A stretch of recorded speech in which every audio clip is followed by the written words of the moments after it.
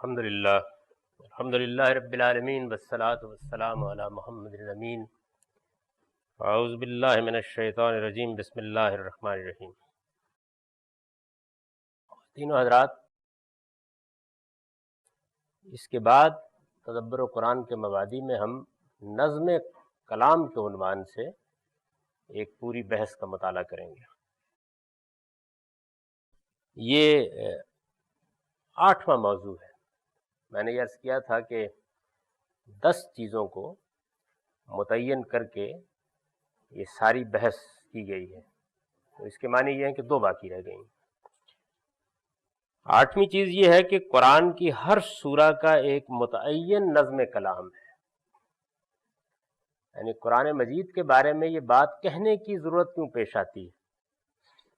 عام طور پر قرآن مجید کی شرح و تفسیر میں یہ بڑا حادثہ ہوا ہے کہ پوری سورہ کو ایک وحدت سمجھ کر اس کا مطالعہ کرنے کی بجائے الگ الگ آیات موضوع بحث بن جاتی ہیں۔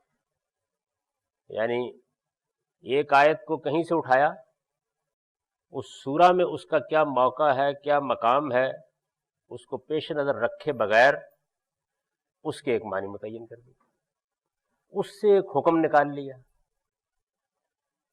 گویا قرآن مجید بہت سے لوگوں کے نزدیک منتشر اقوال کا مجموعہ ہے، یعنی بہت سی باتیں ہیں، اچھی باتیں ہیں، وہ کہی گئی ہیں اور ان کو جمع کر دیا گیا ہے۔ جیسے کہ آپ اقوال زریں کی ایک کتاب ترتیب دے دیں، یعنی اس میں اپنی اپنی جگہ پر بہت اچھی باتیں ہوں گی، لیکن ان کے مابین کوئی نظم و ربط نہیں ہوگا۔ یہ مشکل کیوں پیش آئی ہے، یہ تو قرآن مجید کی زبان پر گفتگو کرتے ہوئے بہت حد تک میں بیان کر چکا ہوں۔ یعنی اس کی وجہ یہ نہیں ہے کہ قرآن مجید میں کوئی نظم و ترتیب کے لحاظ سے ایسا طریقہ اختیار کر لیا گیا تھا جو بہت مشکل تھا۔ اس کی وجہ صرف عربی زبان کا خاص اسلوب ہے۔ یعنی جیسے ہی آدمی اس زبان کا بہت اچھا عالم ہو جاتا ہے، اس کو بہت اچھی طرح سمجھ لیتا ہے، تو وہی چیز جو دوسروں کے لیے اجنبی ہوتی ہے وہ اس کے لیے ایک بالکل سادہ حقیقت بن جاتی ہے۔ اس چیز میں اچھی مہارت نہ ہونے کا نتیجہ یہ نکلتا ہے کہ قرآن مجید کو منتشر آیات کی صورت میں لوگ پڑھتے ہیں، ان سے احکام کا استنباط کرتے ہیں، ان کی بنیاد پر مسالک قائم ہوتے ہیں، یعنی کوئی معمولی درجے میں یہ بات نہیں ہوتی۔ میں ایک سادہ مثال اس کی آپ کو دیتا ہوں، بہت سادہ مثال ہے، اور کسی بھی تفسیر میں آپ نکال کے اس کو کسی بھی جگہ پر دیکھ سکتے ہیں۔ قرآن مجید میں ایک مقام پر یہ بحث ہو رہی ہے کہ مخاطبین یہ کہتے ہیں کہ یہ اللہ کا کلام نہیں ہے، یعنی یہ بحث جاری ہے، یہ اللہ کا کلام نہیں ہے۔ یہ تو اصل میں ہمارے ہاں بھی بہت سے لوگ ایسے ہیں جن کے اوپر جنات اور شیاطین مختلف چیزیں الہام کرتے رہتے ہیں۔ قرآن مجید نے اس بحث کو کئی جگہ اٹھایا ہے اور اس کا مختلف انداز سے جواب دیا ہے۔ ایک مقام پر قرآن مجید اس کو بیان کر رہا ہے اور یہ کہہ رہا ہے کہ یہ جو کتاب ہے، اس میں کسی شیطان کی دراندازی کا کیا سوال اور کسی جن کی دراندازی کا کیا سوال۔ یہ تو جب آسمان سے نازل ہو رہی ہوتی ہے تو اللہ تعالیٰ اس کو لوح محفوظ میں منتقل کرتے ہیں، وہاں سے جبریل امین لیتے ہیں، وہاں سے فرشتے لے کر آتے ہیں۔ اس سارے عرصے کے دوران میں لا یمسہ الا المطہرون، پاکیزہ فرشتوں کے سوا کوئی اس کو ہاتھ لگانے کی جسارت نہیں کر سکتا۔ یعنی یہ گویا نظم کلام ہے۔ اس پس منظر میں یہ آیت آئی ہے۔ اب اس پس منظر میں ظاہر ہے کہ اس کو پاکیزہ فرشتوں کے سوا کوئی ہاتھ لگانے کی جسارت نہیں کر سکتا، یہ اور بات ہے۔ آپ اس کو وہاں سے نکال دیں اور صرف اس آیت کو لے لیں، کیونکہ اس کو پاک لوگوں کے سوا کوئی ہاتھ نہیں لگاتا، لہٰذا یہ آیت قرآن کو وضو کر کے ہاتھ لگانے کا حکم دے رہی ہے۔ یعنی اس سے یہ سمجھا جا سکتا ہے کہ مسئلہ کیسا سنگین ہو جاتا ہے کہ ایک خاص سیاق و سباق میں بات ہو رہی ہے اور اس میں یہ مسئلہ ہی زیر بحث نہیں ہے کہ قرآن کو وضو کر کے ہاتھ لگانا یا نہیں لگانا، یہ ایک الگ مسئلہ ہے۔ لیکن اس آیت کے تحت جیسے ہی آپ تفسیریں کھولتے ہیں، موضوع کتنا غیر معمولی ہے کہ اس میں قرآن مجید کے جنوں کا الہام ہونے یا خدا کے کلام کے ہونے کا مسئلہ زیر بحث ہے، اور جیسے ہی آپ اس کو کھولتے ہیں تو معلوم ہوتا ہے کہ اس میں لوگ یہ بحث کر رہے ہیں کہ اچھا وضو کر کے ہاتھ لگانا ہے نہیں لگانا، اچھا یام والی عورت ہاتھ لگا سکتی ہے نہیں لگا سکتی، اچھا جنابت کے غسل کے نتیجے میں آدمی کے لیے کیا چیزیں عائد ہو جاتی ہیں، یعنی ایک پورا کا پورا فقہی قانون ہے جو اس آیت کے تحت بیان ہوتا ہے، درحال ہے کہ آیت کا کوئی تعلق نہیں ہے، یعنی آیت سرے سے اس مسئلے ہی سے متعلق نہیں ہے۔ تو یہ معاملہ جو ہے یہ کئی مواقع پر ہوا ہے، میں نے اس کی ایک بڑی سادہ مثال آپ کے سامنے رکھ دی، ورنہ آپ دیکھیں گے کہ جگہ جگہ یہ مسائل پیش آئیں گے جب ہم آگے دین کا مطالعہ کریں گے۔ تو ہم یہ کہتے ہیں کہ 8ویں چیز یہ ہے کہ قرآن کی ہر سورہ کا ایک متعین نظم کلام ہے، یعنی ایسا نہیں ہے کہ کچھ اقوال ہیں، کچھ منتشر آیات ہیں، کچھ جملے ہیں جن کو ایک جگہ اکٹھا کر کے اس پر بسم اللہ الرحمن الرحیم لکھ دی جاتی ہے، پھر جب اللہ تعالیٰ محسوس کرتے ہیں کہ اچھا ایک اور بسم اللہ الرحمن الرحیم لکھ دی جائے تو وہ لکھ کے کچھ اور جملے اس میں جمع کر دیتے ہیں، ایسی ضرورت نہیں ہے۔ 8ویں چیز یہ ہے کہ قرآن کی ہر سورہ کا ایک متعین نظم کلام ہے، یعنی ایک موضوع ہے جس کو سامنے رکھ کر سورہ گفتگو کرتی ہے اور ایک جگہ سے بات شروع کرتی ہے اور ایک جگہ پہنچاتی ہے، جیسے کہ کسی بھی کلام کو ہونا چاہیے۔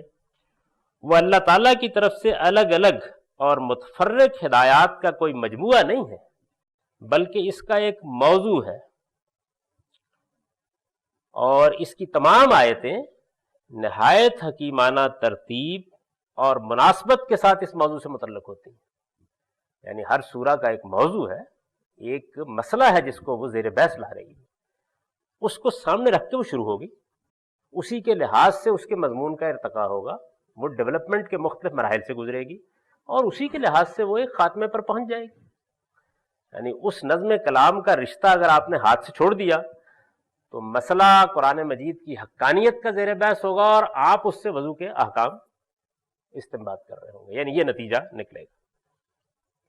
سورہ کے اس موضوع کو سامنے رکھ کر جب اس کا مطالعہ کیا جاتا ہے اور موضوع کی رعایت سے اس کا نظام پوری طرح واضح ہو جاتا ہے، یعنی اس موضوع کو جب آدمی سمجھ لیتا ہے اچھی طرح تدبر کر کے غور کر کے یہ واضح ہو جاتا ہے کہ اس سورہ کا موضوع کیا ہے، اور موضوع کی رعایت سے اس کا نظام پوری طرح واضح ہو جاتا ہے، یعنی یہ پتہ چل جاتا ہے کہ بات کہاں سے شروع ہوئی ہے کہاں تک جا رہی ہے، تو ہم دیکھتے ہیں کہ وہ ایک نہایت حسین وحدت بن جاتی ہے، یعنی اس کے بعد وہ ایک نئی چیز ہے جو سامنے آتی ہے آدمی۔ آپ سورہ بقرہ کو جب پڑھیں گے تو آپ دیکھیں کہ اتنی بڑی سورہ ہے، یعنی کم و بیش قرآن مجید میں جو لوگوں نے پاروں کی تقسیم کر ڈالی ہوئی ہے اس کے لحاظ سے 2.5 پاروں پر مشتمل ہے کم و بیش، لیکن پوری کی پوری سورہ ایک نہایت حسین وحدت ہے، یعنی میں جب اس کو پڑھاؤں گا تو میں آپ کو یہ بتاؤں کہ دیکھیے پوری سورہ کو 5 یا 7 جملوں میں بیان کیا جا سکتا ہے، 5-7 جملوں میں آپ بتا سکتے ہیں کہ پوری سورہ کیا ہے، واضح ہو جاتا ہے۔ اب آپ سورہ کو پڑھنا شروع کرتے ہیں تو مجال نہیں ہے کہ کوئی ایک جگہ بھی اس سے ہٹ کے ہو، یعنی ایک پورا کا پورا موضوع ہے جو نہایت خوبصورت ترتیب کے ساتھ خاتمے تک پہنچتا ہے۔ اس نظم کی قدر و قیمت کیا ہے؟ یعنی یہ بات کہ قرآن مجید کی ہر سورہ کا ایک متعین نظم کلام ہے اور وہ ایک موضوع رکھتی ہے، اس کی کیا قدر و قیمت ہے؟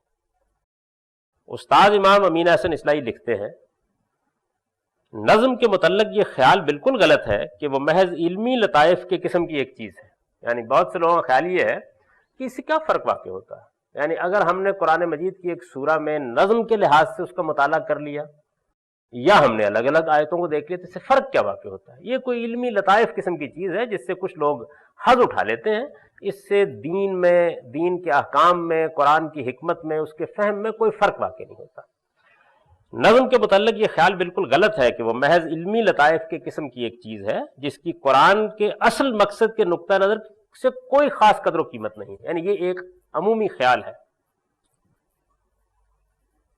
ہمارے نزدیک تو اس کی اصل قدر و قیمت یہی ہے کہ قرآن کے علوم اور اس کی حکمت تک رسائی اگر ہو سکتی ہے تو اسی کے واسطے سے ہو سکتی ہے، یعنی اگر نظم کا رشتہ ہاتھ میں نہیں آیا تو قرآن مجید کا جو حکیمانہ کلام ہے، جو اس کی ترتیب ہے، جن چیزوں پر وہ اپنے نظم سے دلالت کر رہا ہے، جو بنیادی مقصد کمیونیکیٹ کرنا چاہتا ہے، وہ تو سب اوجھل ہو جائے گا نگاہوں سے، پھر تو منتشر اقوال رہ جائیں گے۔ جو شخص نظم کی رہنمائی کے بغیر قرآن پڑھے گا وہ زیادہ سے زیادہ جو حاصل کر سکے گا وہ کچھ مفرد احکام، منفرد احکام اور مفرد قسم کی ہدایات ہے۔ یعنی یہ تو ٹھیک ہے کہ اگر آپ کسی کلام کو اس کے نظم سے الگ کر دیں اور اس کے ہر جملے کو الگ دیکھنا شروع کر دیں تو آپ کو بہت سی منفرد ہدایات، بہت سی ایسے احکام مل جائیں گے یا کچھ ہدایت بھی مل جائے گی اس کے نتیجے میں۔ اگرچہ ایک اعلیٰ کتاب کے منفرد احکام اور اس کی مفرد ہدایات کی بھی قدر و قیمت ہے، یعنی ایک اعلیٰ کلام ہے، آپ نے ایک خط لکھا ہے، کسی نے اس کے نظم کو درم برم کر دیا، فقرہ الگ کر دیا، اس میں بھی بڑی قیمتی باتیں ہوں گی، لیکن آسمان و زمین کا فرق ہے اس بات میں کہ آپ طب کی کسی کتاب المفردات سے چند جڑی بوٹیوں کے کچھ اثرات و خواص معلوم کر لیں۔ علم طب میں، میڈیکل سائنس کی کتابوں میں ایک کتاب ہوتی ہے مفردات کی کتاب، جس میں الگ الگ ہر چیز کے بارے میں بتایا جاتا ہے کہ اس سے یہ ہو جائے گا، یہ آپ پئیں گے تو اس سے فائدہ ہو جائے گا اور یہ نقصان ہو جائے گا، ایک ہر چیز الگ الگ ہے۔ آپ طب کی کسی کتاب المفردات سے چند جڑی بوٹیوں کے کچھ اثرات و خواص معلوم کر لیں، اور اس بات میں کہ ایک حاذق طبیب ان اجزاء سے کوئی کیمیا اثر نسخہ ترتیب دے دے، بڑا فرق واقع ہو جائے گا اس میں۔ یعنی آپ نے معلوم کر لیا کہ اچھا ٹھیک ہے جی، یہ جو جمال گوٹا ہے نا، اس کا یہ فائدہ ہے، اور یہ جو ریون اسارہ ہے اس کا یہ فائدہ ہے، اور یہ است خدوس ہے اس کا یہ فائدہ ہے۔ آپ نے کبھی سنے ہیں ہماری یونانی دواؤں کے نام ایسے ہی ہوتے ہیں؟ تو اس کا یہ فائدہ ہے۔ ہمدرد کے جو دواخانے کی دوائیں ہیں، تو ہم نے دیکھا کہ ایک بڑی مشہور دوا ہے ان کی جو گلے کو صاف کرتی ہے، لوک سپستان، دیکھا آپ نے؟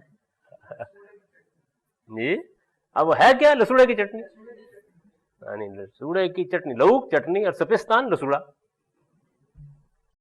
تو آپ معلوم کرتے ہیں کہ معلوم نہیں کیا چیز ہوگی، آسمانی چیز ہے لوک سپستان۔ تو ایک صورت تو یہ ہے کہ آپ نے لسوڑا بتا دیا کہ لسوڑے میں یہ فائدے ہیں، اس میں بھی فائدے ہیں، اس میں تو کوئی شک نہیں، لیکن جب لسوڑے کو لے کر یا کسی اور چیز کو لے کر دو تین اجزاء سے ایک حاذق طبیب ایک نسخہ ترتیب دیتا ہے تو زمین آسمان کا فرق واقع ہو جاتا ہے۔ یہ مثال دی انہوں نے بات سمجھانے کے لیے۔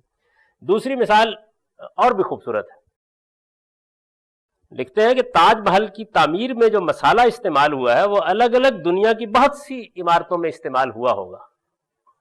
یعنی ایسا نہیں ہے کہ جو پتھر تاج محل میں لگا ہوا ہے وہ کہیں اور نہیں استعمال ہوا، ایسا بھی نہیں ہے کہ جو اس میں سیمنٹ استعمال کیا گیا ہے اس زمانے کا وہ کسی اور عمارت میں استعمال نہیں ہوا، جو اینٹ استعمال کی گئی ہے وہ کسی اور عمارت میں استعمال نہیں ہوئی، ساری چیزیں استعمال ہوئی ہیں۔ تاج محل کی تعمیر میں جو مسالہ استعمال ہوا ہے وہ الگ الگ دنیا کی بہت سی عمارتوں میں استعمال ہوا ہوگا۔ یہ وہ مسالہ نہیں ہے جو آپ کھانے میں ڈالتے ہیں، یعنی یہ کسی کام کو کرنے کے لیے جو ضروری چیزیں چاہیے ہوتی ہیں وہ ہے۔ یہ مسالہ جو ہے، یہ مثال کے طور پہ ایک مصنف کتاب لکھے تو وہ بھی کہہ دیتا ہے کہ اس کے لیے میں نے مسالہ جمع کر لیا ہے، مطلب وہ سارا مواد جمع کر لیا ہے جس کو اب مجھے ترتیب دینا ہے۔ تو یہ بڑے وسیع معنی لفظ کے طور پر استعمال ہوتا ہے۔ تاج محل کی تعمیر میں جو مسالہ استعمال ہوا ہے وہ الگ الگ دنیا کی بہت سی عمارتوں میں استعمال ہوا ہوگا، لیکن اس کے باوجود تاج محل دنیا میں ایک ہی۔ میں بلا تشبیہ یہ بات عرض کرتا ہوں کہ قرآن حکیم بھی جن الفاظ اور فکروں سے ترتیب پایا ہے وہ بہرحال عربی لغت اور عربی زبان ہی سے تعلق رکھنے والے ہیں، لیکن قرآن کی لاہوتی ترتیب نے ان کو وہ جمال و کمال بخش دیا ہے کہ اس زمین کی کوئی چیز بھی ان کا مقابلہ نہیں کر سکتی۔ یعنی اگر آدمی اس کے نظم کے لحاظ سے اس کو دیکھے تو بس وہی فرق واقع ہوتا ہے کہ آپ نے بہت اچھے مرمر کے پتھروں کے ڈھیر دیکھ لیے یا تاج محل دیکھ لی، یعنی یہ فرق واقع ہوگا۔ جس طرح خاندانوں کے شجرے ہوتے ہیں اسی طرح نیکیوں اور بدیوں کے بھی شجرے ہیں۔ بعض اوقات ایک نیکی کو ہم معمولی نیکی سمجھتے ہیں، حالانکہ اس نیکی کا تعلق نیکیوں کے اس خاندان سے ہوتا ہے جس سے تمام بڑی نیکیوں کی شاخیں پھوٹتی ہیں۔ اسی طرح بسا اوقات ایک برائی کو ہم معمولی برائی سمجھتے ہیں، لیکن وہ برائیوں کے اس کنبے سے تعلق رکھنے والی ہوتی ہے جو تمام مہلک بیماریوں کو جنم دینے والا کنبہ ہے۔ جو شخص دین کی حکمت کو سمجھنا چاہے اس کے لیے ضروری ہے کہ وہ خیر و شر کے ان تمام مراحل و مراتب سے اچھی طرح واقف ہو، یعنی اسے معلوم ہو کہ ایک چھوٹی سی نیکی اصل میں کہاں تک جا رہی ہے اور ایک معمولی سی برائی اصل میں کس خاندان سے تعلق رکھتی ہے، یہ اس کو معلوم ہونا چاہیے۔ ورنہ اندیشہ ہے کہ وہ دق کا پتہ دینے والی بیماری کو نزلے کا پیش خیمہ سمجھ بیٹھے اور نزلے کی آمد کو دق کا مقدمہ جیش قرار دے۔ یعنی اگر آدمی یہ نہ سمجھتا ہو تو ممکن ہے کہ ایک بڑی بیماری کو چھوٹی بیماری سمجھ کے اس کا علاج کرنا شروع کر دے اور ایک چھوٹی بیماری کو بڑی بیماری سمجھ کر اس کے در پہ ہو جائے، یہ ہو سکتا ہے۔ قرآن کی یہ حکمت، یعنی قرآن مجید یہ حکمت آپ کو بتائے گا کیا چیز کہاں رکھی جائے، کس جگہ اس کو پلیس کیا جائے، کس چیز کی کیا مقام ہے، اس کو کیا اہمیت دی جائے۔ یہ چیز جو ہے یہ مفرد احکام سے سمجھ میں نہیں آ سکتی، یہ تو اس ترتیب سے سمجھ میں آئے گی۔ قرآن کی یہ حکمت اجزائے کلام سے نہیں بلکہ تمام تر نظم کلام سے واضح ہوتی ہے۔ اگر ایک شخص ایک سورہ کی الگ الگ آیتوں سے تو واقف ہو، لیکن سورہ کے اندر ان آیتوں کے باہمی حکیمانہ نظم سے واقف نہ ہو تو اس حکمت سے وہ کبھی آشنا نہیں ہو سکتا۔ یعنی یہ ابھی جو میں نے چند مثالیں دی تھیں پچھلے بحث میں بالکل ٹھیک صادق آتی ہیں۔ یعنی یہ بات کہ اللہ کے رسولوں کی ایک مخصوص سنت ہے، اس کے تحت وہ مبعوث ہوتے ہیں، جب وہ مبعوث ہوتے ہیں تو ایک مراحل کی دنیا ہے جو گزرتی ہے، اس کے بعد وہ خدا تعالیٰ کا فیصلہ سناتے ہیں، یہ بات قرآن مجید میں ایسے کہیں نہیں بیان ہوئی۔ یعنی یہ اصل میں اس کے نظم کلام ہی سے پوری کی پوری بات واضح ہو جاتی ہے۔ اور آپ دیکھیے نا کہ اتنی بڑی بات ہے کہ پھر اس کے اثرات قرآن مجید کے پورے فہم پر پڑتے ہیں۔ اور اگر آدمی اس کو نہ سمجھتا ہو تو اجزاء میں آیتیں ہیں تو کہیں لکھا ہوگا کہ میرا وعدہ ہے کہ میں تمہیں زمین میں حکومت دوں گا تو آپ اس کے در پہ ہو جائیں گے، یا کہیں یہ لکھا ہوگا کہ کفر کے ائمہ کو قتل کر دو تو آپ اس کے در پہ ہو جائیں گے، تو یہ نتیجہ نکلے گا۔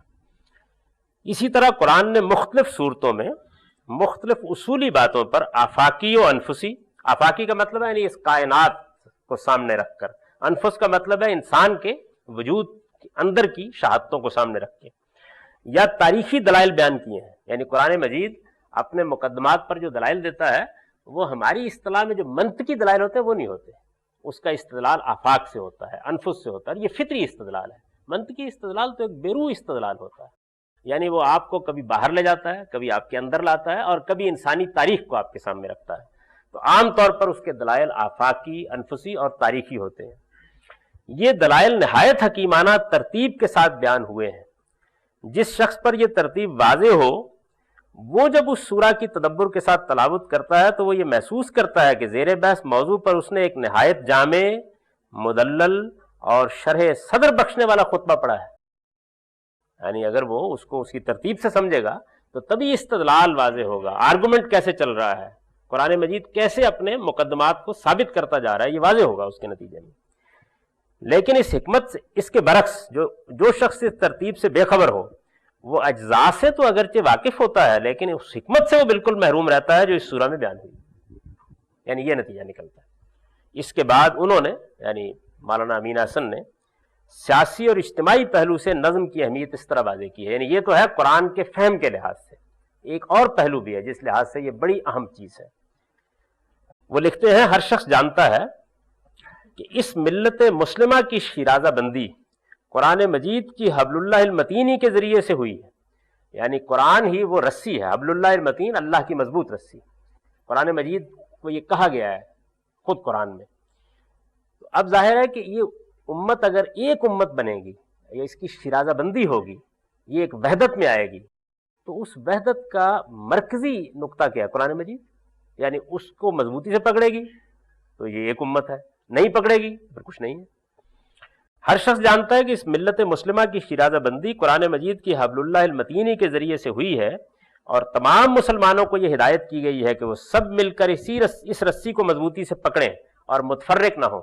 یہ ہے نا قرآن میں واعتصموا بحبل اللہ جمیعا ولا تفرقوا، یعنی اللہ کی اس رسی کو مضبوطی کے ساتھ پکڑے رکھو اور آپس میں تفرقہ برپا نہ کرو۔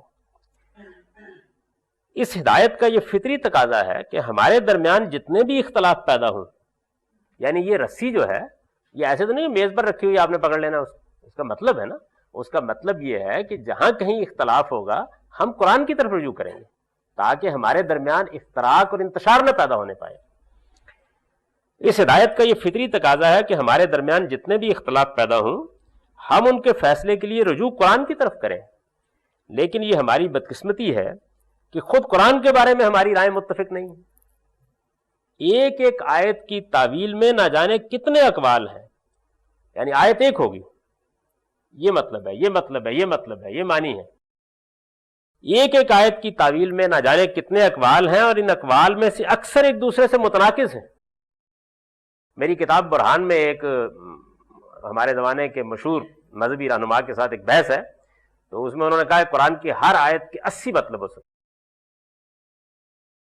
تو میں نے اس کے اوپر تنقید کی. تو اس کے بعد جو آیت زیر بحث تھی، جس حوالے سے بحث چھڑ گئی تھی، تو اس میں انہوں نے کہا کہ نہیں، یہ مطلب نہیں ہے اس کا کہ 80 مطلب ہوتے ہیں تو یہ کوئی متناقض ہوتے ہیں، ایک ہی بات ہوتی ہے. تو میں نے کہا کہ بہت اچھی بات ہے، یہ جو آیت زیر بحث ہے اس کے جو 20 مطلب تفسیر رازی میں لکھے ہوئے ہیں وہ ذرا میں لکھ دیتا ہوں، آپ ان بتا دیجئے کہ یہ ایک دوسرے کے ساتھ کیسے متفق ہوتے ہیں. یعنی متناقض باتیں، ایک بات ایک ہے، دوسری بات دوسری ہے، تیسری بات تیسری ہے، چوتھی بات چوتھی ہے. یہ صورتحال ہے.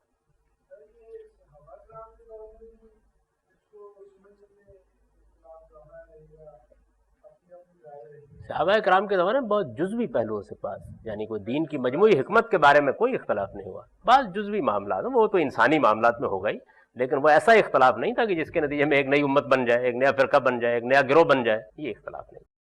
چھوٹے موٹے اختلافات تو ہر جگہ ہوں گے،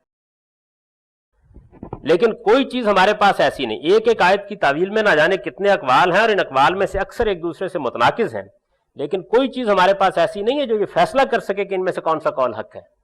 یعنی ایک آیت کے نیچے 15 باتیں لکھی ہوئی ہیں کہ یہ اس کے معنی ہو سکتے ہیں، تو اب کیسے فیصلہ کیا جائے کہ کون سی بات صحیح ہے؟ کسی کلام کی تعویل میں اختلاف واقع ہو تو اس اختلاف کو رفع کرنے کے لیے سب سے زیادہ اطمینان بخش چیز اس کا سیاق و سباق اور نظام ہی ہو سکتا ہے. یعنی یہ بالکل کامن سینس کی بات. اگر آپ کے لکھے ہوئے ایک خط کو، آپ کی لکھی ہوئی ایک تحریر کو ہم جملے جملے کر دیں تو ہر جملے کے 10 معنی ہو سکتے ہیں، لیکن جیسے ہی اس کو ایک مربوط تحریر میں رکھا جائے گا اور اس کے لحاظ سے اسے پڑھا جائے گا تو پھر یہ ممکن نہیں رہتا. یعنی فیصلہ کرنے والی چیز ہمیں میسر آ جاتی ہے. لیکن قرآن کے معاملے میں یہ مصیبت ہے کہ لوگ اس کے اندر کسی نظام کے قائل ہی نہیں. اس کا نتیجہ یہ ہوا کہ ہمارے ہاں جو اختلاف بھی پیدا ہوا اس نے اپنا مستقل علم گاڑ دیا. یعنی اختلاف پیدا ہو گیا، اب چونکہ اختلاف کو دور کرنے کا کوئی ذریعہ موجود نہیں ہے، قرآن مجید کو ہم نے سمجھ لیا کہ وہ منتشر اقوال کا مجموعہ ہے، تو اب کیسے دور کیا جائے؟ یعنی ایک آدمی کہتا ہے کہ لا یمسہ الا المطہرون میں یہ بیان کیا گیا ہے کہ وضو کیے بغیر قرآن نہیں پڑھا جا سکتا، دوسرا کو اور معنی بیان کر رہا ہے، تو کیسے بتایا جائے کس کی بات ٹھیک ہے؟ کوئی ذریعہ نہیں ہے نا. یعنی میں نے آپ کو اگر اس آیت کے بارے میں ایک دوسری بات بتائی تو اس نظم کے اندر رکھ کر بتائی کہ دیکھیے سیاق کلام یہ ہے، بات یہ چلی آ رہی ہے، اس میں یہ جملہ آیا ہے. ہماری فقہ کے بہت سے اختلافات، ہماری فقہ کے، یہ جو ہمارا قانون ہے مسلمانوں کا، ہماری فقہ کے بہت سے اختلافات صرف بات کو اس کے سیاق اور نظم میں نہ دیکھنے سے پیدا ہوئے. اگر سیاق و نظم کو ملحوظ رکھا جائے تو اکثر مقامات ایسے ہیں جہاں ایک قول کے سوا کسی دوسرے قول کے لیے کوئی گنجائش ہی نہیں نکل سکتی. فقہی اختلافات سے زیادہ سنگین معاملہ، فقہی اختلافات میں یہ نا کہ چلیے جی آپ نے کہا رفع یدین کر لیں، کسی نے کہا نہیں کریں، اتنی بات ہے، تو کوئی خاص فرق نہیں ہوتا. فقہی اختلافات سے زیادہ سنگین معاملہ گمراہ فرقوں کی ضلالتوں کا ہے، گمراہیوں کا ہے. ضلالت کا مطلب گمراہی. ہمارے اندر جتنے بھی گمراہ فرقے پیدا ہوئے ہیں ان میں سے اکثر نے قرآنی آیات ہی کا سہارا لیا ہے. یعنی ایسے تو نہیں کوئی فرقہ کھڑا ہو سکتا، وہ یہ کہیں گے جی قرآن مجید کی اس آیت میں یہ بات بیان کی گئی. ایک آیت کو اس کے سیاق و سباق سے کاٹا اور پھر جو جی میں آیا اس کے اندر معنی پہنا دی. ظاہر ہے کہ ایک کلام کو اس کے نظم اور سیاق و سباق سے الگ کر کے اس کے اندر آپ معنی پہنانے چاہیں تو بہت سے معنی پہنا سکتے ہیں، جن میں سے بعض ایسے بھی ہو سکتے ہیں جن کا تصور اس قول کا کہنے والا کبھی نہیں کر سکتا. یعنی ایسا بھی ہو سکتا ہے، اس کی مثالیں دی جا سکتی ہیں. اگر طوالت کا اندیشہ نہ ہوتا تو میں یہاں بہت سی ایسی آیتوں کا حوالہ دے سکتا ہوں جو تحریروں اور تقریروں میں نہایت غلط بلکہ گمراہ کن معنوں میں استعمال ہو رہی ہیں، لیکن کسی کو بھی یہ توفیق نہیں ہوتی کہ ذرا تکلیف کر کے یہ دیکھ لے کہ آیت کس موقع و محل کی ہے اور اس کا سیاق و سباق کیا ہے. قرآن کے معاملے میں جیسا کہ میں نے عرض کیا، ان کے نزدیک نظم اور موقع و محل کا کوئی سوال ہی سرے سے نہیں. جب یہ صورتحال ہے تو پھر وہ یہ کہتے ہیں کہ ایک دوسری قدر و قیمت کا پہلو نظم کا یہ ہے کہ اس کے بغیر امت میں وحدت نہیں پیدا کی جا سکتی، اختلافات کا فیصلہ نہیں کیا جا سکتا. اور اگر میں اس بات کو مزید آگے بڑھاؤں تو قرآن نے، جیسے کہ ہم آگے چل کے دیکھیں گے دین کا صحیح تصور کے مباحث میں، قرآن نے اپنے نزول کا مقصد یہ بیان کیا ہے کہ وہ اختلافات کا فیصلہ کرنے کے لیے آیا ہے. یعنی اس کا مقصد ہی یہ ہے کہ مذہب کے بارے میں جو اختلافات ہیں ان کا فیصلہ سنا دے. خدا کی آخری کتاب ہے. تو اگر یہ بات نہ مانی جائے تو قرآن اپنے مقصد سے محروم ہو جاتا ہے، یعنی وہ اپنا کام ہی نہیں کر سکتا جو اس نے کرنا ہے. اس سے واضح ہے، یہ استاذ امام کے اقتباسات ہیں جن میں انہوں نے اپنا نقطہ نظر واضح کر دیا. اس میں چونکہ مجھے کوئی اختلاف نہیں ہے تو میں نے انہی کی زبان میں اس کو نقل کر دیا ہے. اس سے واضح ہے کہ وہ چیز جو قرآن کو برہان قاطع بناتی ہے، یعنی ایک قطعی دلیل بناتی ہے جس کے بعد فیصلہ ہو جاتا ہے، اس سے واضح ہے کہ وہ چیز جو قرآن کو ایک برہان قاطع بناتی ہے اور تعویل کے تمام اختلافات ختم کر کے امام فرائی کے الفاظ میں القرآن لا یحتمل الا تعویلا واحدہ، یعنی یہ امام فرائی کا مشہور جملہ ہے جو ان کے رسائل میں انہوں نے ایک جگہ بیان کیا ہے کہ قرآن کی ایک ہی تعویل ہو سکتی ہے، یعنی اس کو بطور اصول بیان کر کے اس کے دلائل دیے ہیں انہوں نے. امام فرائی کے الفاظ میں القرآن لا یحتمل الا تعویلا واحدہ کی حقیقت اس سے متعلق ثابت کر دیتی ہے وہ تنہا نظم ہے، وہ نظم ہی ہے. یعنی یہ بات کہ قرآن کی ایک آیت کے کوئی دوسرے معنی نہیں ہو سکتے، اس چیز کو اگر آپ ثابت کریں گے تو اس کی دلیل کیا ہوگی؟ سیاق و سباق، نظم اس کا. استاذ امام اپنی تفسیر تدبر قرآن کے بارے میں اس حوالے سے لکھتے ہیں، میں نے اس تفسیر میں چونکہ نظم کلام کو پوری اہمیت دی ہے، اس وجہ سے ہر جگہ میں نے ایک ہی قول اختیار کیا ہے. یعنی یہ واحد تفسیر ہے پوری تفسیری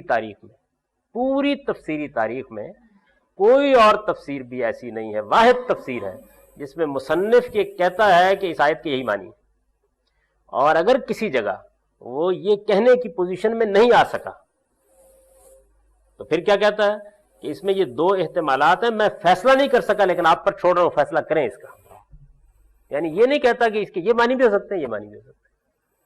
وہ اپنے عجز کا اعتراف کرتا ہے بعض جگہوں کے اوپر، وہ چند مقامات ہیں کہ میں واضح نہیں کر سکا، یعنی مجھ پر بھی واضح نہیں ہو سکی یہ بات. اب دوسرے لوگوں کے لیے یہ میدان کھلا ہوا ہے، وہ غور کریں اور اس کے بعد کسی ایک نتیجے پر پہنچ جائے، لیکن یہ کہیں نہیں لکھے گا کہ یہ اور یہ معنی بھی ہو سکتے ہیں.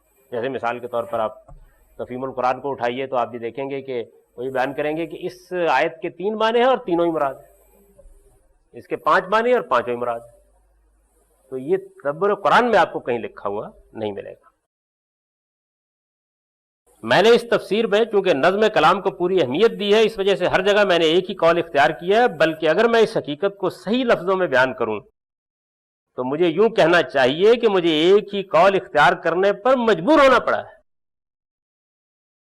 کیونکہ نظم کی رعایت کے بعد مختلف وادیوں میں گردش کرنے کا کوئی امکان ہی باقی نہیں رہ جاتا.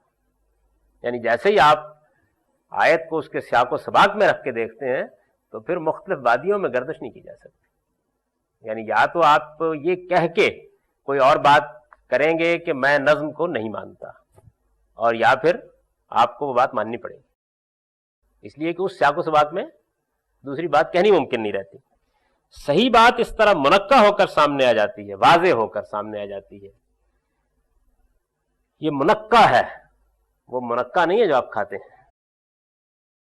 صحیح بات اس طرح منقع ہو کر سامنے آ جاتی ہے کہ آدمی اگر بالکل اندھا بہرا متعصب نہ ہو تو اپنی جان تو قربان کر سکتا ہے لیکن اس سے انحراف برداشت نہیں کر سکتا.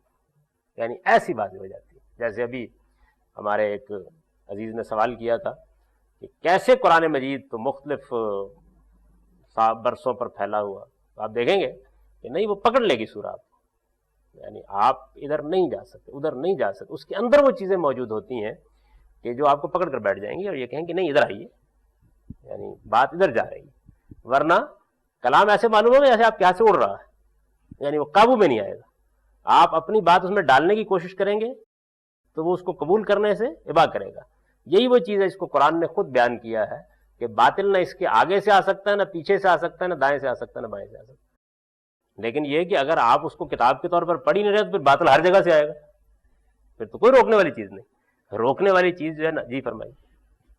یہ نظم کلام اگر اتنی ہی امپورٹنٹ چیز ہے جو بالکل لگتا ہے کہ ہے امپورٹنٹ، تو پچھلی 12-13 صدیوں میں اتنی بڑی بات کو نظر انداز کیسے کیا گیا ہے؟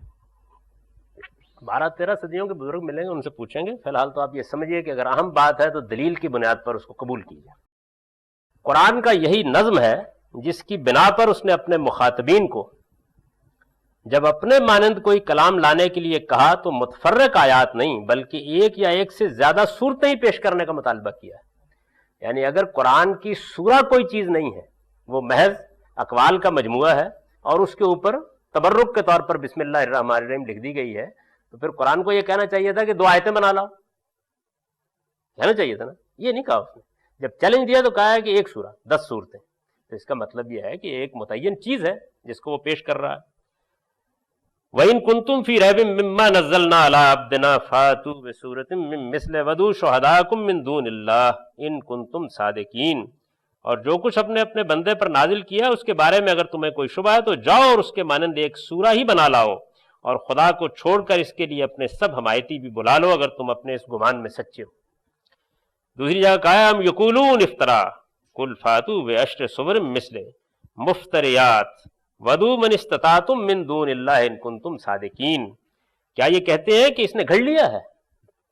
ان سے کہو پھر تم بھی ایسی 10 صورتیں گھڑی ہوئی لے آؤ، اور اللہ کے سوا جن کو تم بلا سکتے ہو انہیں بھی بلا لو اگر تم سچے ہو. مدرسہ فراہی کے ائمہ نے اپنی تفسیروں میں اس نظم کو جس طرح مبرہن کر دیا ہے، یعنی واضح کر دیا ہے، بالکل متعین ہو کے سامنے. ایک تو یہ نا کہ یہ دعویٰ کیا جا رہا تھا کہ قرآن میں نظم ہے، اور زمین کے اوپر اس حقیقت کو دکھا دیا کہ یہ دیکھیے ایسے ہے. مدرسہ فراہی کے ائمہ نے اپنی تفسیروں میں اس نظم کو جس طرح مبرہن کر دیا ہے، اس کے بعد اب اس کے وجود و عدم وجود پر تو کسی بحث کی ضرورت باقی نہیں رہی. یعنی یہ ایک جیسے کہ ابھی عزیز نے کہا کہ یہ بات تو بالکل معقول ہے، سمجھ میں آتی ہے، ایسے ہی ہونا چاہیے، اور یہ بات گویا انہوں نے زمین کے اوپر رکھ کے بھی دکھا دی. لیکن اس کی نوعیت کیا ہے؟ یعنی قرآن مجید میں آخر پھر کیا مشکل پیش آئی؟ تو اس کے لیے ضروری ہے کہ جانا جائے کہ یہ کس نوعیت کا نظم ہے، کیسے قرآن مجید اپنی بات کو ڈیولپمنٹ سے گزارتا ہے. اسے چند نکات کی صورت میں ہم یہاں بیان کیے دیتے ہیں. یہ گویا سورہ کے نظم کی تفصیل ہے. آپ کے سامنے ایک اجمالی نقشہ آ جائے گا ان 4 نکات سے کہ سورہ کیسے ایک نظم کے اندر آگے بڑھتی ہے. نمبر 1، ہر سورہ کا ایک موضوع ہوتا ہے جو ان تمام اجزاء کے لیے ایک رشتہ وحدت کی حیثیت رکھتا ہے جن سے سورہ میں مضمون کی تالیف ہوتی ہے. یعنی ایک موضوع ہے جس کو سامنے رکھ کر گویا تمام چیزیں تالیف پا کر آگے بڑھ رہی ہوتی ہیں. جیسے کہ ہم لکھتے ہیں یا کوئی نظم کہتے ہیں یا کوئی ادبی شہپارہ تخلیق کرتے ہیں تو ایسے ہی ہوتا ہے. اسے ہم روح کی طرح سورہ کے پورے وجود میں سرایت کیے ہوئے دیکھتے ہیں. یعنی اگر وہ آپ نے سر رشتہ پا لیا ہے تو پھر آپ جب اس کو پڑھیں گے تو یہ تو ہوگا کہ کسی جگہ آپ بڑے طویل مباحث میں معلوم ہوا کہ ہٹ گئے ہیں، لیکن پھر وہاں آ جائیں گے. مثال کے طور پر دیکھیں نا، اقبال کی مسجد قرطبہ بڑی غیر معمولی نظم ہے، اردو نظم کا تاج محل ہے. تو اب اس میں جو بنیادی چیز ہے، یعنی جو موضوع ہے اس کا، وہ یہ ہے کہ قطرہ خون جگر سل کو بناتا ہے دل. موضوع یہ ہے. یعنی اگر آپ نے کسی فن پارے میں اپنا خون جگر شامل کر دیا ہے تو اصل میں یہ خون جگر کا قطرہ ہے جو سل کو دل بنا دیتا ہے، پتھر کو دل بنا دیتا ہے. یہ موضوع ہے نا اس کا. تو اب اس موضوع کی ڈیولپمنٹ جو ہے وہ پوری نظم میں سرایت کیے ہوئے ہے، پوری نظم میں. اب آپ دیکھتے ہیں کہ آخر میں جا کر، یعنی جب انہوں نے ختم کیا ہے نظم کو، تو وہاں اگرچہ آخری شعر سے جو پہلا شعر ہے وہ تو یہ ہے نا کہ وہ کیا ہے، کرتی ہے جو ہر زماں اپنے عمل کا حساب، یعنی اس پر ختم کیا ہے جا کے. لیکن آپ دیکھیے کہ آخری شعر جو ہے وہ اس مضمون سے مربوط نہیں ہے، وہ سورہ کی پوری، وہ نظم کی پوری روح کو بیان کرتا ہے، پوری روح کو بیان کرتا ہے. یعنی اس میں اسی خون جگر کی، جس کا انہوں نے اوپر ذکر کیا نا، سنگ ہو یا خشت و سنگ، چنگ ہو یا حرف و صوت، معجزہ فن کی ہے خون جگر سے نمود، اسی پر ختم کیا. یعنی اسی مضمون کے اوپر انہوں نے پوری نظم ختم کر دی ہے. تو اس سے یہ اندازہ کیا جا سکتا ہے کہ نغمہ ہے سودائے خام خون جگر کے بغیر. یعنی نغمہ جو ہے وہ اگر اس میں خون جگر شامل نہیں ہے، مغنی کا خون جگر اس میں شامل نہیں ہے، تو وہ کیا چیز ہے؟ وہ اصل میں ایک کچا جنون ہے اور کچھ نہیں. یعنی آدمی کے اوپر ایک امنگ سوار ہو گئی. آپ نے دیکھا آج کل کی پاپ میوزک میں یہ سودائے خام ہوتا ہے، نغمہ ہے سودائے خام خون جگر کے بغیر. تو اس پہ ختم کیا انہوں نے. تو روح کی طرح، جس طرح یہ پوری نظم کو آپ پڑھیں اگر مسجد قرطبہ کو، تو اس میں آپ شروع سے لے کے آخر تک دیکھیں گے روح کی طرح یہ چیز سرایت کیے ہوئے، یعنی وہ ہر مقام پر اس کی جانب متربع کرتے چلے جائیں گے. تو آخر میں جا کر گویا یوں سمجھ لیجئے کہ پوری بات کا خلاصہ انہوں نے سامنے رکھ دیا. نغمہ ہے سودائے خام خون جگر کے بغیر، یہ محض ایک جنون ہے، سودائے خام ہے. تو اسی طریقے سے سورہ کے پورے وجود میں، یہ میں نے اس کی مثال اس لیے دی کہ ادب پارہ ہے، تو قرآن مجید بھی چونکہ ایک ادب پارہ ہے، تو اس وجہ سے اس میں بھی اسی طریقے سے نظم ٹریول کرتا ہے، جیسے ہم نثر لکھ رہے ہوتے ہیں ویسے نہیں کرتا۔ اصل مضمون کے ساتھ، نمبر 2، اصل مضمون کے ساتھ سورہ میں بالعموم ایک تمہید بھی ہوتی ہے اور خاتمہ بھی، جیسے مسجد قرطبہ کی تمہید ہے نا، وہ پوری کی پوری پہلا بند ہے سلسلہ ہے روز و شب نقش گرے حادثات، یہ پوری کی پوری تمہید ہے، اور اس تمہید کے بعد ایک خاص جگہ پہ جا کے جب انہوں نے کہا کارے جہاں بے ثبات، کارے جہاں بے ثبات، اور پھر اس سے گریز کیا ہے، پھر اس سے گریز کر کے انہوں نے یہ کہا ہے کہ مرد خدا کا جو عمل ہے وہ بے ثبات نہیں ہوتا ہے، مگر اس نقش کو رنگ ثبات دوام جس کو کیا ہو کسی مرد خدا نے تمام۔ اب وہ مرد خدا کا عمل عشق سے صاحب فروغ، یہ مصرع کہا اور اس کے بعد عشق ہے عشق ہے عشق ہے عشق ہے، یہ بڑی لمبی ایک پورا بند ہے، لیکن بات اصل میں وہیں رکی ہوئی ہے اس جگہ سے، تو یہ تمہید ہے اس نظم کی۔ تو اس اصل مضمون کے ساتھ سورہ میں بالعموم ایک تمہید بھی ہوتی ہے اور خاتمہ بھی، جیسے میں نے آپ کو بتایا کہ اس کی تمہید ہے سلسلہ روز و شب نقش گرے حادثات، اور وہ ختم ہوئی ہے نغمہ ہے سودائے خام خونے جگر کے بغیر، یعنی اصل مضمون پر جا کر ختم کر دیا اس کو، یہ اصل بات ہے۔ سورہ کے مضمون کو ہم بعض صورتوں میں فصول اور پیروں میں اور بعض میں صرف پیروں میں تقسیم کر سکتے ہیں، یعنی بڑی سورہ جیسے سورہ بقرہ ہے تو اس میں فصلیں ہوتی ہیں بیچ میں اور پیرے بھی ہوتے ہیں، یعنی جیسے ہم پیراگرافنگ کرتے ہیں ایسے ہی پیراگرافنگ کر سکتے ہیں، اور اسی طریقے سے پھر مختلف پیروں سے ایک فصل وجود میں آ جاتی ہے پوری کی پوری۔ پیرے مضمون کے وقفوں اور فصول اس کے تغیرات کو نمایاں کرتی ہیں، یعنی پیرا جس طرح کہ ہماری تحریروں میں ہوتا ہے تو ایک مضمون کے اندر وقفہ آتا ہے نا، یعنی مضمون تو ایک ہی چل رہا ہوتا ہے، اس کو نمایاں کرتا ہے، اور فصل کا مطلب جیسے آپ عنوان قائم کر دیتے ہیں اپنے مضمون کے اندر کہ اب یہ دوسری بحث وہ پچھلی بحث سے پھوٹ رہی ہوتی ہے تو فصل وجود میں آ جاتی ہے۔ تمہید اور خاتمے کی آیات بھی اسی طرح اپنے مضمون کے لحاظ سے بعض مقامات پر پیروں میں تقسیم ہو جاتی ہے، یعنی بعض جگہوں پر ایسا ہوتا ہے کہ تمہید بھی یا خاتمہ بھی 3 یا 4 پیروں کا مجموعہ ہوتا ہے۔ یہ پیرے اور فصول ربط آیات کے طریقے پر نہیں بلکہ تمثیل، تعلیل، تاصیل، تکمیل، سوال، جواب، تفریع، نتیجہ، اعتراض، تنبیہ، تقابل، تشابہ، عودل البدع، استدراک، نسخہ ہو گیا طب یونانی کا۔ اب میں آپ کو سمجھاتا ہوں یہ کیا چیز ہے۔ اور اس طرح کے بعد دوسرے پہلوؤں سے باہم دیگر متعلق ہوتے ہیں اور سورہ کو ایک مربوط کلام بناتے ہیں، یعنی جو پیراگراف جیسے ڈیولپ کرتے ہیں تو ڈیولپمنٹ کس کس شکل میں ہوتی ہے، یہ اصل میں ان مضامین کو الفاظ میں بیان کر دیا گیا ہے، یہ میں بھی اس کی مثالیں دے کے آپ کو سمجھاؤں گا۔ نمبر 4، سورہ کا مضمون ان پیروں اور فصول میں تدریجی ارتقاء کے ساتھ، گریجول ڈیولپمنٹ کے ساتھ اپنے اتمام کو پہنچتا ہے، چنانچہ اس کے نتیجے میں وہ ایک منفرد اور متعین صورت حاصل کرتی ہے اور اپنے وجود میں ایسی وحدت بن جاتی ہے جو ہر لحاظ سے مستقل بالذات اور کامل ہوتی ہے، یعنی یہ گویا ایک اجمالی نقشہ ہے۔ ظاہر بات ہے کہ اس کا صحیح تصور اس وقت آپ قائم کریں گے جب کسی ایک سورہ کو ہم پورا پڑھیں گے، اس کے بغیر اس کا صحیح تصور قائم نہیں ہو سکتا۔ یہ گویا ایک تجزیہ کر دیا گیا ہے کہ ہر سورہ کے اندر ایک موضوع ہے جو ایک بالکل جسے کہتے ہیں نا آپ کے رشتہ وحدت کی حیثیت سے پرویا ہوا ہے، روح کی طرح سرایت کیے ہوئے ہیں۔ تمہید، خاتمہ، پھر ایک پیراگراف سے جیسے کہ ہماری تحریروں میں بات آگے بڑھتی ہے، جیسے اقبال کی مسجد کرتبہ میں ایک بند سے دوسرے بند کی طرف بات بڑھ رہی ہے، پھر فصول بڑی سورہ کے اندر پوری پوری فصلیں بن جاتی ہیں جن میں مضمون ایک شفٹ لیتا ہے تو گویا ایک فصل وجود میں آ جاتی ہے۔ اور پھر یہ جو پیرے ہیں اور فصلیں ہیں یہ کیسے ایک دوسرے سے مربوط ہوتے ہیں، یعنی یہ بات کیسے آگے بڑھتی ہے، تو اس کی یہ مختلف شکلیں ہیں جو بیان کر دی گئی ہیں، ان کی ہم ابھی تفصیل کریں گے۔ تو ایک تدریجی ارتقاء کے ساتھ یہ پوری سورہ ایک وحدت بن جاتی ہے۔ ہمارے پاس 10-12 منٹ ہیں، ابھی 2 صورتیں ہیں، آپ اس کے بارے میں سوالات کرنا چاہیں کر لیجئے، پھر اگلی نشست میں ہم اس کی مثالیں زیر بحث آئیں گے۔ اگر کوئی سوالات نہیں ہیں تو پھر میں ان میں سے ایک ایک چیز کی آپ کو مثال دے کے بتاؤں گا کہ دیکھیے کیسے قرآن مجید میں مضمون ڈیولپمنٹ سے گزرتا ہے۔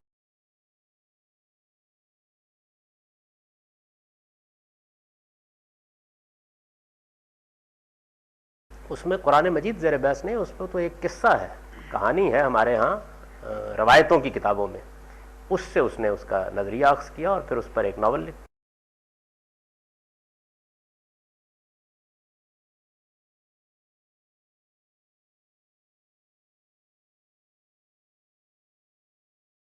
یہ لازم نہیں آتا. ایک مصنف کے پیش نظر ایک نقشہ ہوتا ہے, وہ اس کے لحاظ سے چیزیں بیان کرتا چلا جاتا ہے, بعد میں ترتیب دے دیتا ہے. یہ تو ہم جو مصنف لوگ ہیں بارہ اس کا تجربہ کرتے ہیں کہ ایک ذہنی نقشہ سامنے رکھ کر ایک چیز کے کچھ اجزاء سامنے آ جاتے ہیں, پھر وہ پتہ ہوتا ہے کہ ان کو کہاں کہاں رکھنا ہے, ترتیب دے دیتے ہیں.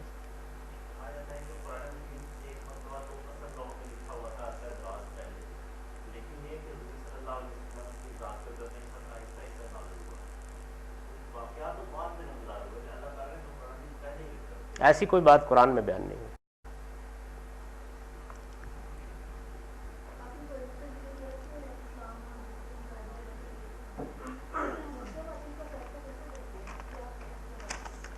قرآن کی بنیاد پر اور عقل کی بنیاد پر, دو ہی چیزیں ہیں ہمارے پاس. ایک اللہ تعالیٰ کی وحی ہے, وہ خود بالکل عقل و فطرت پر مبنی ہے, اور ہمارے پاس جو اللہ کی دی ہوئی عقل اور بصیرت ہے اس کی بنیاد پر فیصلہ کرتے ہیں. یہ ایک سوال تھا جب میں یہاں آیا تو پڑھا ہوا تھا, آپ نے بتایا تھا کہ یہاں الف لام جو معرفہ کے لیے استعمال ہوا ہے, وہ جو پچھلی دفعہ ایک روایت زیر بحث آئی تھی کہ کوئی کافر جو ہے وہ مسلمان کا وارث نہیں ہو سکتا, اس پر انہوں نے سوال کیا. وہ اس وقت کے مسلمان اور کافروں کے لیے استعمال ہوا ہے, تو کیا یہ حکم اس وقت یا زمانے کے لیے تھا, اب یہ حکم نہیں ہے؟ یعنی یہ تو ان لوگوں کے متعلق ایک استثناء تھا جو حضور نے بیان کر دیا. میں نے اسی وقت عرض کیا تھا کہ اب ہم اجتہاد کریں گے, جو اصول ہے اس کو سامنے رکھ کے دیکھ لیں گے کہ آج کے غیر مسلموں کے بارے میں کیا فیصلہ کرنا ہے. اصول قرآن نے بیان کر دیا کہ اس اصول پر آپ فیصلہ کر سکتے ہیں. یعنی وہاں منفعت بالکل ختم ہو گئی تھی, کیا یہاں بھی ختم ہو جاتی ہے؟ ہو جاتی ہے تو یہ فیصلہ ہوگا.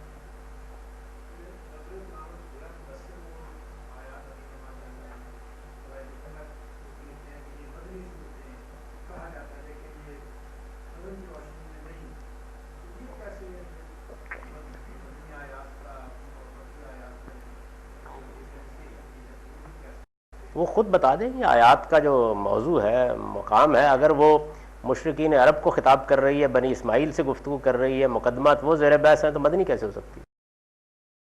معلوم ہو جاتا ہے.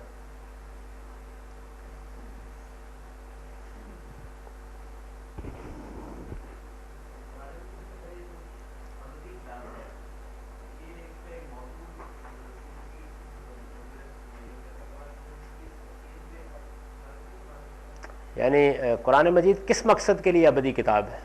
اس پیغام کو پہنچانے کے لیے کہ انسانوں تمہارا ایک پروردگار ہے اور تم کو ایک دن اس کے حضور میں پیش ہونا ہے, یہی ہے نا. تو اس کو تو وہ زمین پر ثابت کر دیتی, یہی ابدی میسج ہے اس کا.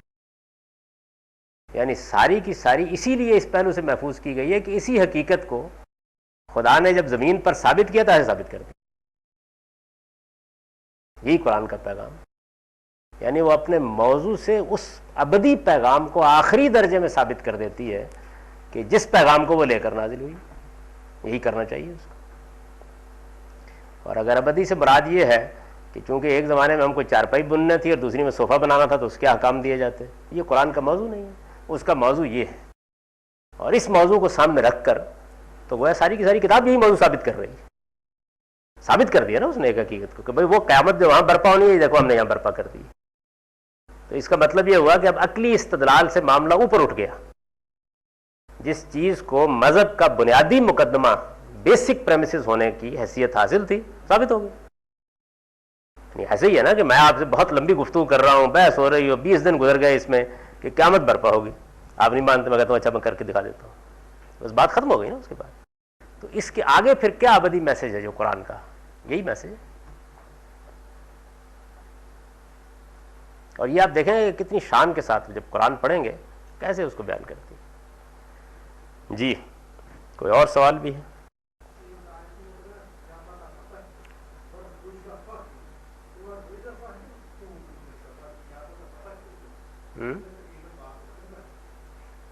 اس کا میں نے ترجمہ کیا تھا, آپ کو یاد ہوگا, بہت ابتدائی کلاسز میں, تو ذرا اس کو دوبارہ سن لیجیے, واضح ہو جائے گا بالکل. اور اگر نہیں واضح ہوتا تو البیان میں ذرا اس کا ترجمہ پڑھ لیجیے. اپنے دامن دل کو پاک رکھو اور شرک کی اس غلاظت سے دور رہو. واضح ہو گیا نا؟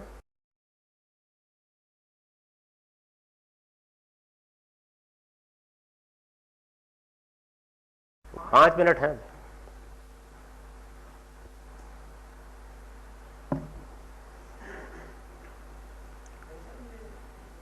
تو آپ 5 منٹ میں آپ سے سوالات کیجئے، جتنے بھی کرنے کر لیجیے، دل کے ارمان پورے کر لیں. اگلی دفعہ ہم یہ کریں گے کہ یہ جتنی چیزیں ہیں کہ قرآن میں کیسے، اس کی مثالیں میں عرض کروں گا، بتاؤں گا کہ تمثیل کیا ہوتی ہے، تاصیل کیا ہوتی ہے، تعلیل کیا ہوتی ہے، کیسے کلام ڈیولپ کرتا ہے. یہ کچھ نہیں ہے، کوئی بھاری چیزیں نہیں ہیں، یہ بتاتی ہیں کہ ایک بات کیسے دوسری بات کی طرف بڑھتی ہے، تو اس کو الفاظ میں بیان کر دیا گیا ہے، اور کوئی چیز نہیں ہے بات بیان کرنے کے لیے. اس کو پڑھیں گے. اس کے بعد صرف 2 اب موضوعات رہ گئے ہیں، اس کے بعد یہ ذرا فنی نوعیت کی بحث مکمل ہو جائے گی اور آپ پھر اصل دین میں داخل ہو جائیں گے. یعنی دین کیا ہے. ابھی تو ہم یہ مطالعہ کر رہے ہیں کہ دین کی جو کتاب ہے ہمارے پاس قرآن، اس کو سمجھنے کے کیا مبادی ہیں، کیسے اس کتاب کو اپروچ کرنا چاہیے. تو پھر اپروچ کر کے ہم دین سمجھنا شروع کریں گے. تو وہ گویا اپلائیڈ چیزیں جو ہیں وہ زیادہ توقع یہی ہے کہ اب جلد شروع ہو جائیں گے. جی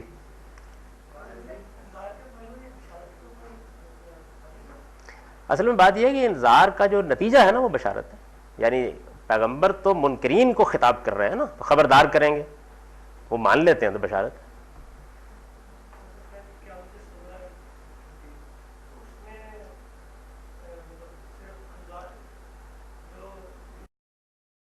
دونوں نتیجہ پورا نکل آتا ہے نا.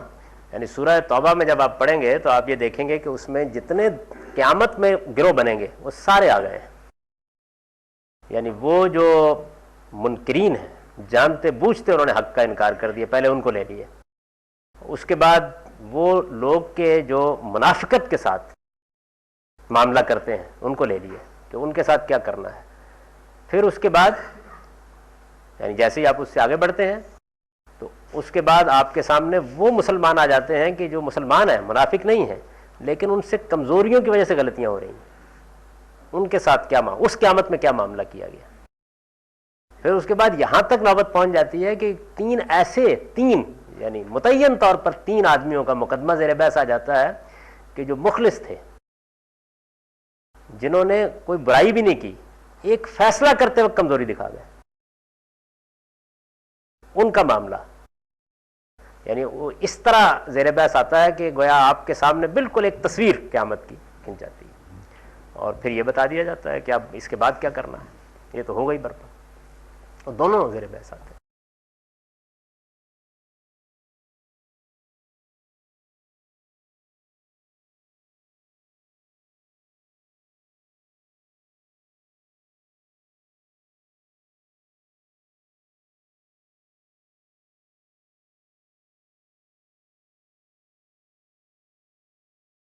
دیکھیے بات یہ ہے کہ یہ تو بات پر ہے نا. مثال کے طور پر میں آپ سے اس وقت مخاطب ہوں، تو ایک ایسی بات کہہ رہا ہوں کہ جو پوری انسانیت کے لیے ہے. ایک ایسی بات کہہ رہا ہوں کہ میں درمیان میں بات کر رہا تھا، بات کرتے کرتے میں نے کہا کہ دیکھیے ذرا ایک کرسی سیدھی کر لیجیے. تو اب اس بات کا تو باقی انسانیت سے کوئی تعلق نہیں ہے. یعنی ایک زندہ گفتگو کے دوران میں یہ مسئلہ بھی آ سکتا ہے. جب دیکھیں نا سورہ قیامہ کو آپ پڑھ رہے ہوتے ہیں تو سورہ قیامہ کے بالکل درمیان میں ایسا لگتا ہے کہ تھوڑی دیر کے رکے اللہ میاں لا تحرک بہ لسانک، آپ ذرا تیز زبان نہ چلائیے اس قرآن مجید کے اوپر. یعنی بالکل ایک زندہ حقیقت ہے، جیسے کہ پیغمبر پڑھ رہے ہیں نا کہ آپ کو خیال یہ ہے کہ آپ کو یہ پورا کا پورا بہت جلد مل جائے. نہیں، اس کے بارے میں مطمئن رہیں آپ، ہم اس کو جمع کریں گے، اس کی ترتیب دیں گے، یہ سب معاملہ کریں گے. یہ بات بیان کر کے بیچ میں جیسے میں نے آپ کو مثال دی کہ ذرا یہ کرسی سیدھی کر لیجیے، تو پھر اس کے بعد کلا بل تحبون العاجلہ، وہ جو اصل بات تھی اس کی طرف کلام لوٹ گیا. تو یہ چیز سمجھنے کی ہے کہ ایک زندہ کلام جو انسانوں سے مخاطب ہے تو اس کے اندر وہ باتیں بھی ہوں گی جو اس وقت کی اس مجلس سے متعلق ہیں، اور ہونی چاہیے، ورنہ اس کی زندگی ختم ہو جائے گی.